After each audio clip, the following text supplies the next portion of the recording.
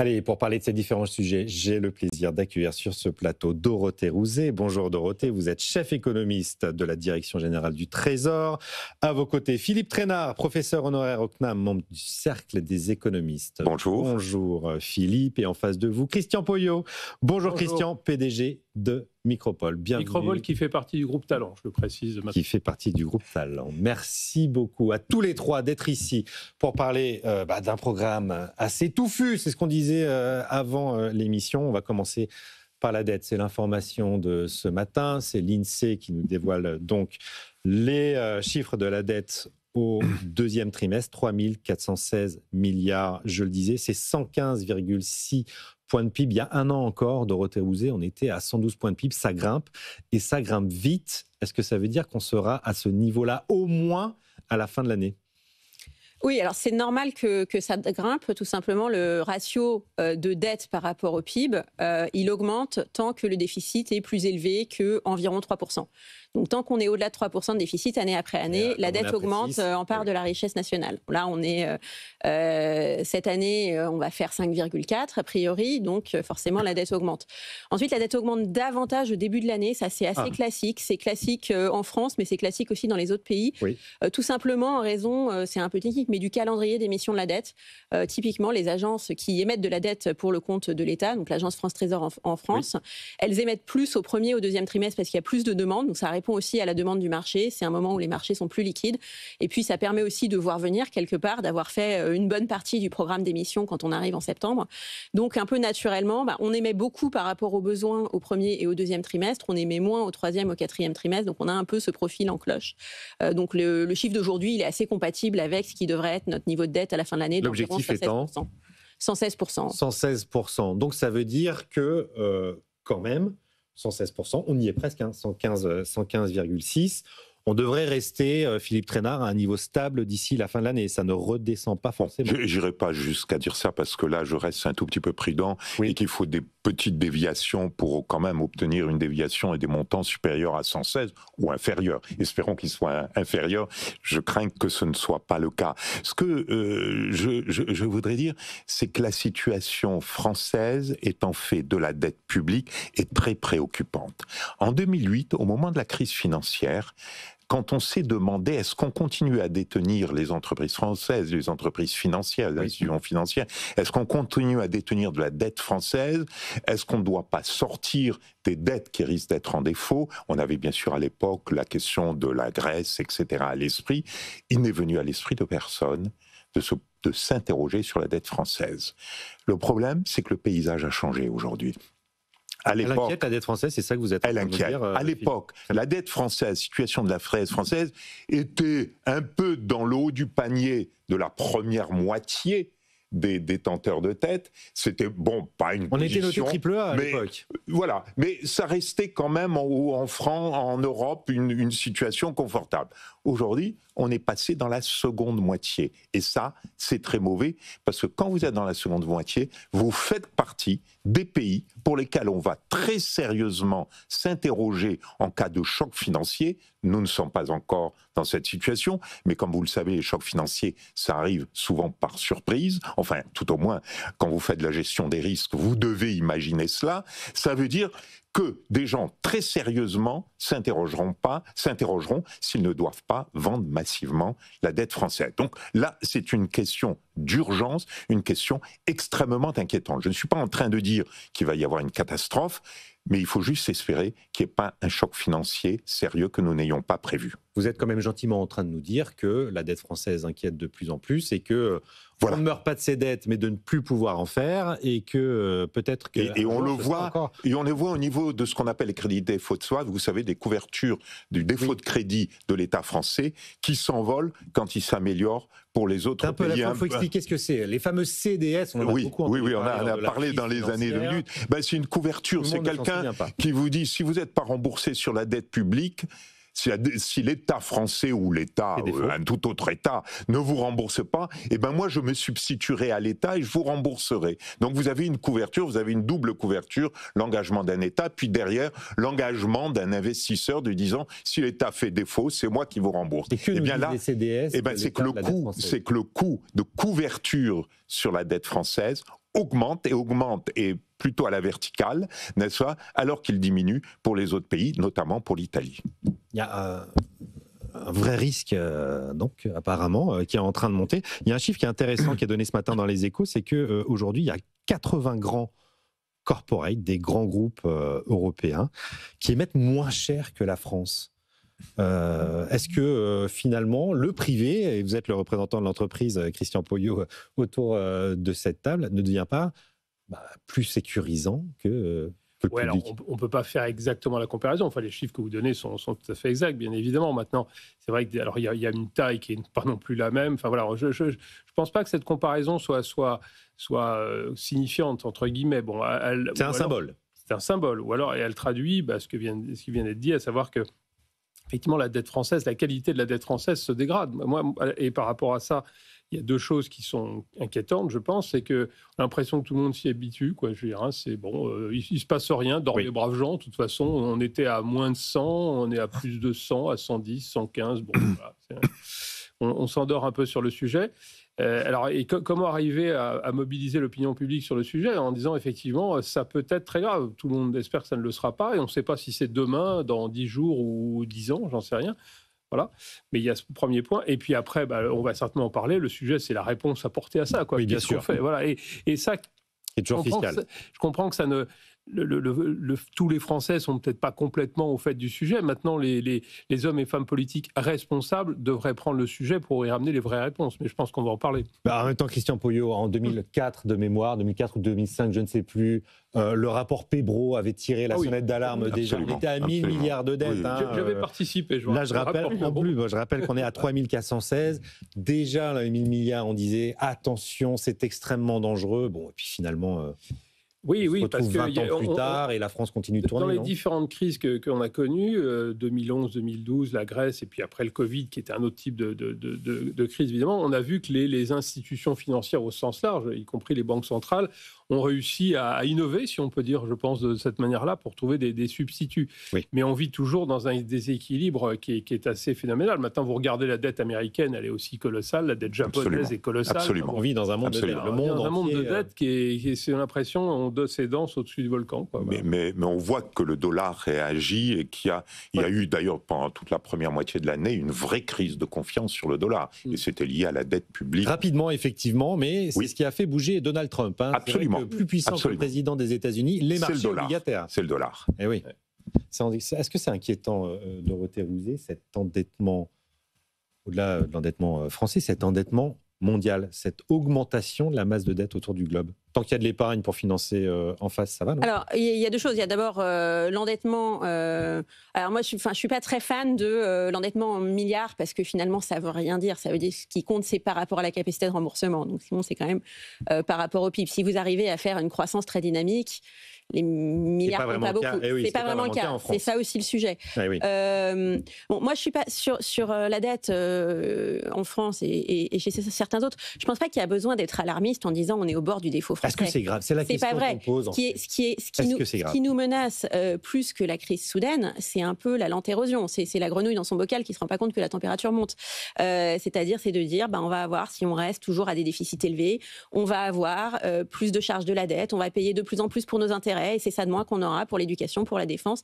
Et au bout d'un moment, quel est le degré de cuisson de la grenouille française aujourd'hui, on a beaucoup de dépenses qui sont rigides. On a plus de la moitié de notre dépense qui est de la dépense sociale, qui, on voit bien, est quand même difficile à toucher. On a pas mal de dépenses rigides par ailleurs. Et on a des besoins en défense qui sont urgents. On a des besoins en transition écologique. On a un système éducatif qui coûte relativement cher, dont on ne peut pas dire non plus que tout le monde en soit parfaitement satisfait. Donc, on a besoin d'innovation. On a besoin d'innovation. Davantage que c'est. Disons, on ne peut pas se dire on va rester à 5% de déficit éternellement et tout ira bien. Ça, par contre, ça ne marche pas. Grenouille bouillue, foutue. Vous m'autorisez une petite divergence avec Dorothée. Oui, je ne veux pas dire, bien évidemment, Dorothée a tout à fait raison de dire que la crise n'est pas là et on ne la voit pas venir. La vraie question, c'est la gestion des risques. J'appartiens à un monde qui s'appelle le monde de la réassurance. Dans la réassurance, si j'ai une probabilité de 10% d'un événement catastrophique, je ne souscris plus ce risque. Ce risque, c'est fini. Or, nous sommes justement dans ce type de situation.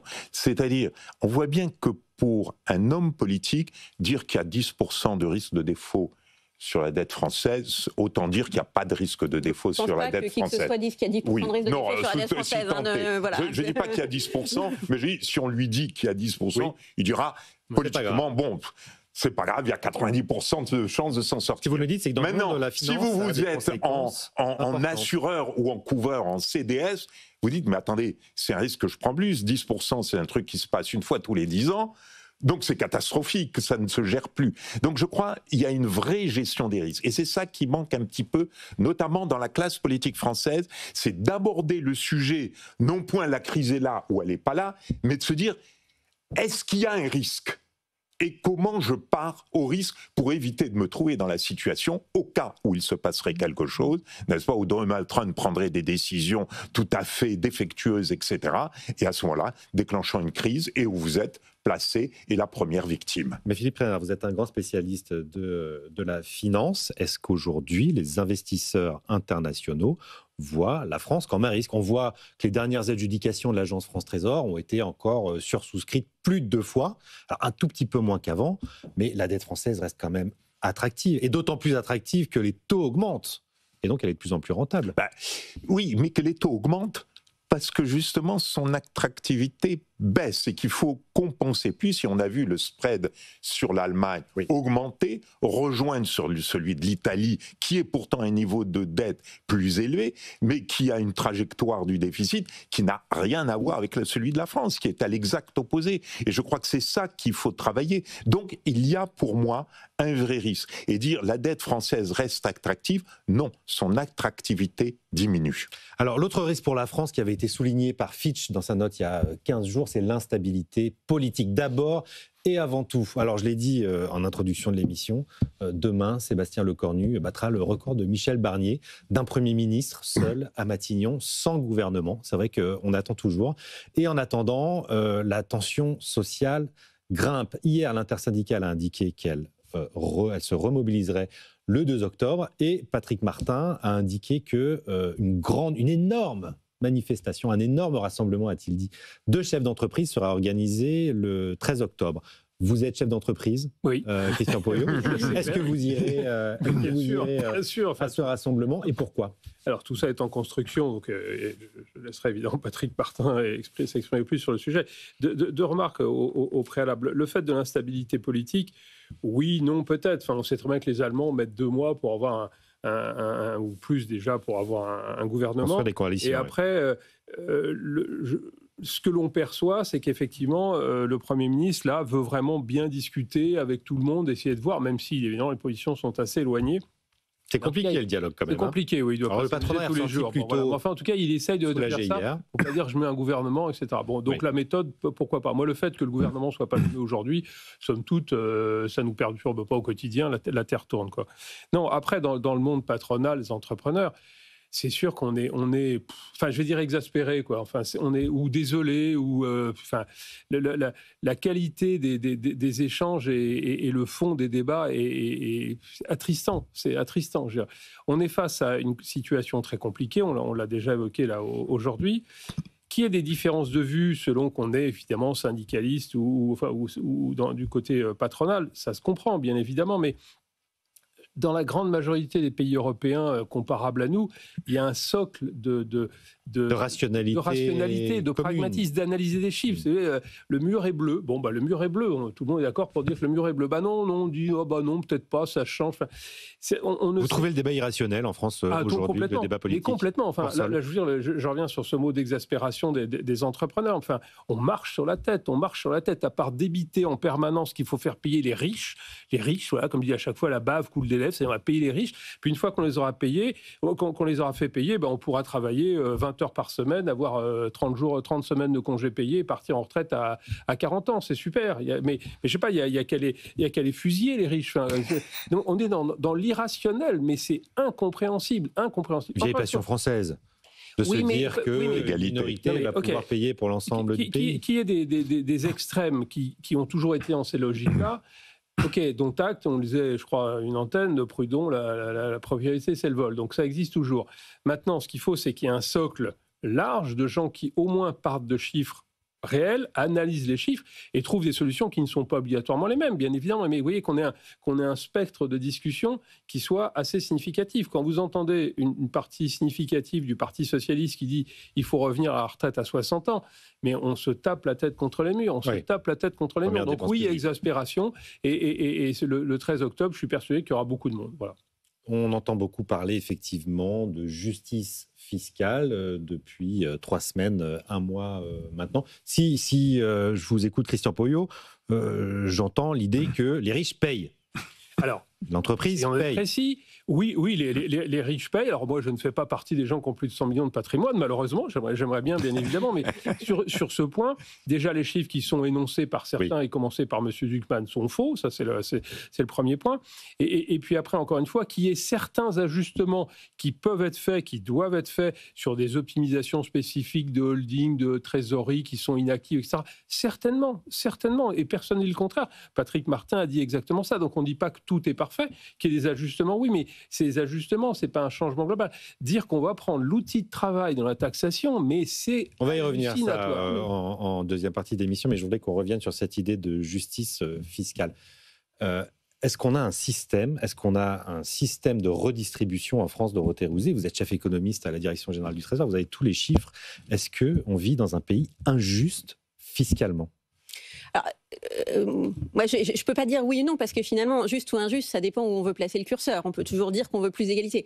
Après, on peut quand même se comparer aux autres. À due proportion de leur richesse par rapport aux plus modestes. Donc, je pense qu'on peut dire, est-ce qu'on a un système globalement redistributif et globalement très redistributif? La réponse est oui. Surtout si on prend l'ensemble du système socio-fiscal et de l'action publique.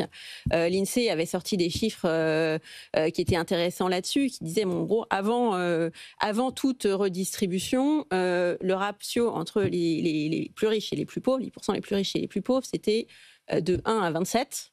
On fait passer le système socio-fiscal, donc les impôts, les transferts monétaires, on arrive à 1 à 9. Et si on ajoute en plus le fait qu'en fait on bénéficie tous de services publics dont on ne voit pas le prix, on passe à, comme l'éducation, la santé, etc., on passe à 1 à 3. Donc on a un système qui est quand même très redistributif. On passe de 1 à 27 à des écarts de 1 à 3. Ça veut dire que les écarts de richesse entre les 10% les plus riches et les 10% les plus pauvres sont divisés par 9 en France. En fait, si vous prenez le revenu que je perçois avant tout, impôts, cotisations, etc., et transferts sociaux, à, je dirais, le niveau de vie, y compris la consommation de services publics pour lesquels le prix ou la gratuité est la même pour tout le monde.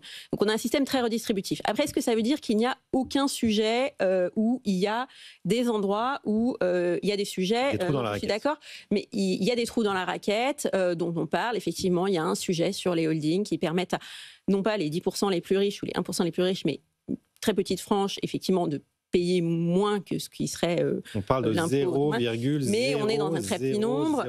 Il y a des sujets qui peuvent être ouverts sur, donc on parle du pacte Dutreil, où on peut mettre des actifs qui ne sont pas professionnels, on peut se poser la question. Donc en fait, je pense qu'on peut se dire, regardons là où il y a des sujets qui se posent, et s'il y a moyen de régler ce problème de manière intelligente, mais déjà, il faut adapter l'outil à l'objectif et il ne faut pas non plus avoir un effet trop négatif sur la croissance, l'innovation ou les startups en France au passage. C'est un peu le sujet qu'on est passé sous Covid aujourd'hui.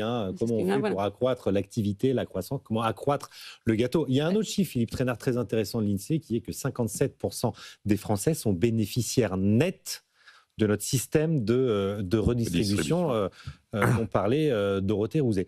BFM TV, ce matin, a réalisé un sondage en vue d'une émission spéciale ce soir sur la fiscalité qui montre que 58% des Français, c'est-à-dire à peu près le même ratio, ont l'impression qu'ils sont perdants. Comment vous expliquez le fait qu'on soit dans un système où une majorité de Français ait l'impression d'être perdants alors qu'ils sont majoritairement gagnants? Je ne crois pas que ce soit un phénomène exceptionnel à travers le monde. À travers le monde, la majorité des personnes estiment toujours être perdants. C'est pourquoi d'ailleurs, ils sont tous extrêmement favorables à ce que les autres payent et à ce qu'eux ne payent pas. Il y a un biais au fond, on voit midi devant sa porte, et je crois que c'est simplement ça. Il ne faut pas d'ailleurs le reprocher aux personnes. C'est simplement, vous regardez vos voisins, vous regardez des choses comme ça, et peut-être quelques centaines sentiments, certains très humains, ou comme dirait Nietzsche, humains trop humains. Maintenant, si nous regardons ici, au fond, comment avoir une mesure? Et je crois que c'était la question que posait très bien Dorothée. C'est quoi la mesure pour dire qu'il y a trop ou pas assez d'inégalités et que quelque part, il n'y a pas une mesure sur l'égalité? Alors, ou bien vous avez une idéologie, vous voulez que toutes les choses soient égales. C'était Mao Tse-tung, n'est-ce pas? On sait d'ailleurs à quoi ça aboutit. Je crois que c'est 40 à 50 millions de morts. Voilà, c'est assez simple. La recette marche toujours. Si on quitte maintenant ce terrain et qu'on se tourne vers les comparaisons, le seul élément, c'est les comparaisons internationales. Où se trouve la France? La France est le pays le plus redistributif, si j'accepte un ou deux pays comme le Danemark, mais où, attention, la notion qui sont plus égalitaires est quand même biaisée parce que ce sont des tout petits pays. Et il est normal qu'un échantillon plus petit vous montre un taux de diversité moins élevé que sur un échantillon plus gros. Donc là, il y a un biais statistique et qui est très fort parce que le Danemark, c'est tout petit si je compare à la France. Donc le Danemark n'est pas une vraie comparaison. Dans la réalité, pour des pays de même taille, voire des pays de taille plus élevée, la France est le pays probablement le plus égalitaire, ce qui correspond au chiffre que vous citez de 57%, qui correspond au chiffre que citait de Dorothée, où on ramène les inégalités à 1 à 3 à partir d'inégalités de départ qui sont très élevées, et qu'une bonne partie d'ailleurs du « il faut faire payer les riches » consiste à mettre dans les revenus ou dans la richesse des riches, des choses dont je ne sais même pas si elles existent, qui sont purement virtuelles, n'est-ce pas? C'est-à-dire des valeurs de marché, des valeurs spéculatives de marché, des investissements. Par exemple, ça a été un petit peu un des grands débats qui a été lancé par certains économistes français de l'Institut des finances publiques, qui consiste à dire mais on paye pas d'impôt sur le revenu sur les revenus réinvestis. Bien évidemment, les revenus réinvestis, vous savez même pas si vous en tirerez 1 euro. Et ça a été la doctrine fiscale, qui est une doctrine fiscale permanente, qui est une doctrine fiscale historique. On taxe ce qui existe, une richesse qui existe, qu'on peut saisir, pas une richesse qui est pensée, spéculée par des marchés ou d'autres personnes. Oui, encore une fois, donc on vient tous de le dire, qu'il y ait certains sujets, et au final petits sujets, parce que si on essaye de dire qu'est-ce que ça ramènerait comment dire, en termes d'impôts, tout ce qu'on vient de citer, on est à... Alors, c'est des milliards, mais je ne sais pas, 2, 3, 4, allez, 5. Enfin, il y a un certain nombre d'économies. La taxe Zuckman doit rapporter 15 à 20 milliards. Non, mais ça, c'est totalement faux. Oui, je suis désolé. Il y a eu des économistes distingués, ce que je ne suis pas, qui ont publié un certain nombre d'études dans Le Monde, etc. Philippe Aguillon, Xavier Jaravel, ont effectivement 5 milliards. Mais encore une fois, je parle sous le contrôle de... Non, mais juste 15 à 20 milliards, c'est si on applique le taux de la taxe Zuckman à je dirais, l'assiette existante en supposant que personne ne réagit. C'est-à-dire ce qu'on appelle un chiffrage que les comportements sont inchangés. Ils vont pas optimiser autrement et personne ne va partir. Alors, il y a des études qui ont montré que historiquement, sur l'ISF, il y avait des comportements d'optimisation, il y avait un peu d'exit fiscal, pas beaucoup, mais l'ISF, c'est pas la taxe Zuckman. Là, on parle quand même de taux plus élevés, d'inclure les biens professionnels. Oui, forcément, les gens vont réagir. Donc, l'assiette, elle se rétrécit au fur et à mesure. Donc, c'est pour ça que ce 15 à 20 milliards, il est très statique. C'est pas ce qu'on observerait un an après de rendement. Oui, c'est comme ça sur le yacht de luxe qu'on a déjà évoqué, où au final, elle est bouchée, elle a fait pchit, comme disait... Ou la taxe sur les hauts revenus, qui n'a pas rapporté aussi... Après, c'est pareil, on dit la France, c'est le paradis des milliardaires. Mais effectivement, on voit, ils se précipitent aux frontières. Il faut les refouler, d'ailleurs. Sur les, je crois, les 20 premières fortunes françaises, il y en a 10 qui vivent à l'étranger. Donc, c'était un paradis, les gens seraient là. Non, ce qui m'agace profondément là-dessus, c'est qu'un certain nombre d'hommes politiques qui se disent responsables mettent le projecteur là-dessus. Voilà, on ne parle que de ça.